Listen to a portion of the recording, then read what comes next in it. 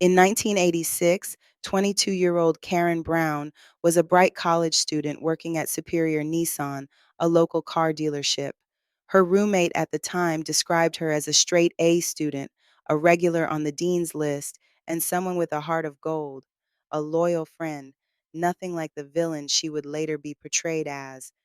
With no prior criminal record, Karen's life took a devastating turn when she became entangled as an accomplice in the murder of a beloved and successful man. On February 9th, 1987, Karen Brown entered the Kentucky prison system, convicted of capital murder. Sentenced to life, she faced the weight of her new reality, imprisoned with a slim chance of freedom. After serving 25 years, she would finally be eligible to stand before the parole board, hoping for a second chance at life beyond the prison walls. Denied. That is the word today for convicted killer Karen Brown. The full parole board unanimously agreed today to keep the woman convicted in the 1986 murder of Michael Turpin behind bars for several more years. First heard from friends and family of Turpin, who begged the board not to let the two women out of prison. Then they heard from Brown herself, who said she had reformed and would work to repay her debt to the Turpin family. In the end, though, none of the parole board members thought Brown deserved to be paroled, but she will be eligible again in 5 years.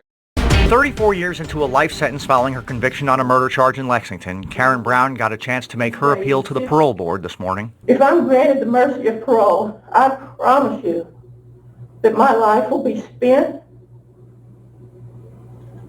continuing to pay for this crime. Right. The first time I met the parole board, I got a 5-year deferment and told to do programs, which I was in. And the second time I met him, I got a 5-year deferment. And then I met him a third time, and they served me out. No longer the young woman who first entered prison 37 years ago, Karen has dedicated herself to self-improvement. She has taken full advantage of the prison's programs, earning 4 associate degrees, a BA in theology, and a master's in counseling, while also participating in various rehabilitation initiatives. Her true passion, however, is ministry through music, which she shares by performing in the prison chapel. Despite all her appeals being denied and the likelihood of re-entering society seeming slim, Karen refuses to give up hope. At every parole hearing, the Turpin family fiercely argued to keep Karen locked up, their emotions raw and their pleas intense. But Karen isn't without her own supporters. A dedicated group showed up each time, convinced that she was merely a puppet in Elizabeth Turpin's sinister game. Karen's old roommate paints her as a naive, easily swayed figure, caught up in Elizabeth's dark scheme to cash in on her husband's death.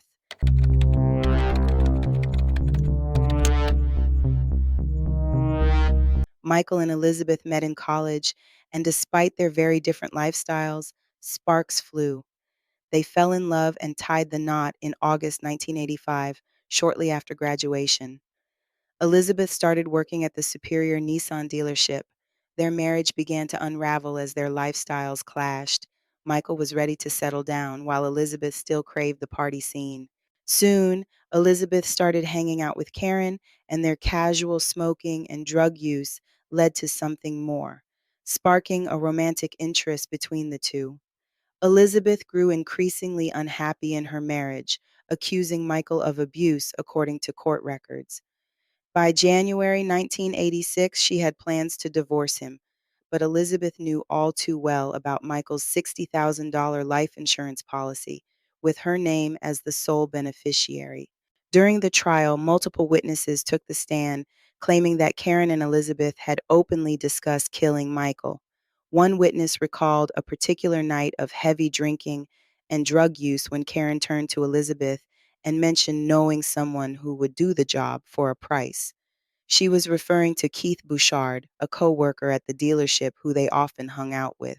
On February 2nd, 1986, Elizabeth, Karen, and Keith headed to the Circus, a local club where Karen was performing in a drag show with Elizabeth behind the wheel. After Karen's performance, the trio stepped outside for a smoke, only to find Elizabeth's car missing. Elizabeth quickly concluded that Michael had moved the car. This infuriated Elizabeth. further stoking her desire to have him killed. A friend of Karen's testified that on the night of the murder, she showed up at his place asking for a gun. She claimed she needed it because her abusive father was in Lexington, but the friend refused to give it to her. Karen then returned to her apartment where Elizabeth and Keith were waiting. The conversation quickly shifted to the plan to murder Michael Turpin.